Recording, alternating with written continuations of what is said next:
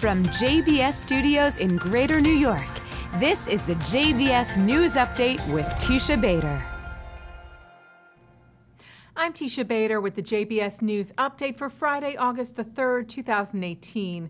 Some 8,000 Palestinians took part in violent riots today at the Gaza security fence, with a group of Palestinians actually breaching the fence.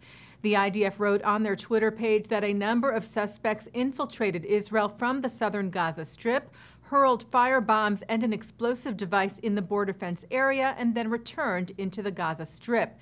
They said in response, an IDF tank targeted a Hamas military post in the southern Gaza Strip.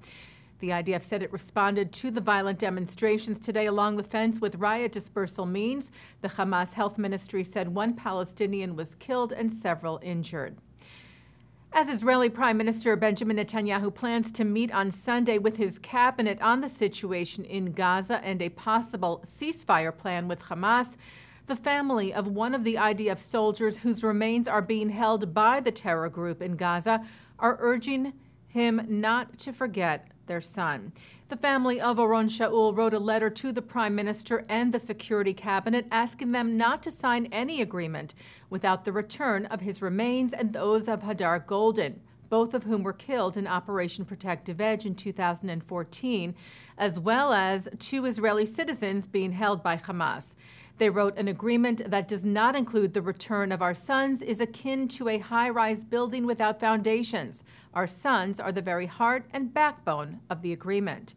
The family plans to gather outside the cabinet meeting on Sunday to advocate for their cause. Holocaust denier Ursula Haverbeck will continue to serve jail time after a court in Germany rejected her latest plea. The 89-year-old lost an appeal before the country's highest court, which reaffirmed that her rights of free speech do not include the, quote, dissemination of claims that are proven to be untrue and of deliberately false assertions. The court said that Holocaust denial, which is illegal in Germany, breaches the limits of peaceful public debate and represents a disruption of the public peace. Well, a young Israeli chess champion will get to compete at an international competition after first being told she was not welcome. We reported to you that 7-year-old Liel Levitan was refused a visa by Tunisia, preventing her from taking part in the World School Individual Championships taking place there next year. But France's National Bureau for Vigilance Against Anti-Semitism said that after a request from Israel educational organization Stand With Us for the World Chess Federation to get involved, the Tunisian Chess Federation now said they will issue the visa, stating this week that players from all countries are welcome without exception. The World Chess Federation had demanded Tunisia welcome all participants, or the country could lose its privileges to host the event. Former New York Yankees pitcher Mariano Rivera is in Israel this week, part of an interfaith mission coordinated by the New York Board of Rabbis in cooperation with the Consulate General of Israel in New York. The delegation includes New York Board of Rabbis Executive Vice President Rabbi Joseph Potasnik and members of Rivera's church. Their stops included a meeting with Israeli President Reuven Rivlin in Jerusalem and at an IDF educational and instructional center on a visit organized by the Friends of the IDF. Potasnik said being together was a visible reminder that we can walk in these separate paths of our traditions and still walk together to show our love for the people of Israel. United Airlines has announced a new route, nonstop service from Washington, D.C. to Tel Aviv. The airline said the new direct flight from its hub at Dulles International to Ben Gurion is set for May of next year. Assuming it passes government approval, it will be the first flight to be operated by a U.S. carrier between the two cities. Reggae star Ziggy Marley performed in Israel this week. The son of the late legendary Bob Marley and a multi-Grammy winner in his own right took to the stage for two shows in Tel Aviv and Zichron Yaakov. Marley, who is married to an Israeli woman, will celebrate his daughter's bat mitzvah with his family in Jerusalem tomorrow.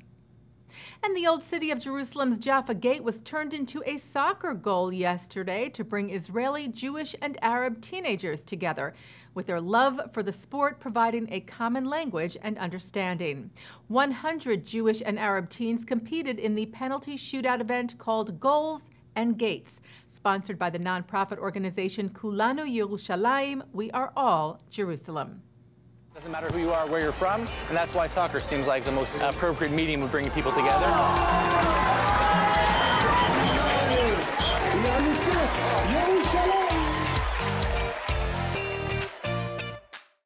And taking a look now at our programming for tonight on JBS for Friday, August the 3rd, live Shabbat services are coming up at 6 o'clock from New York City's Central Synagogue, followed by a concert with American-Israeli violinist Miri Ben-Ari.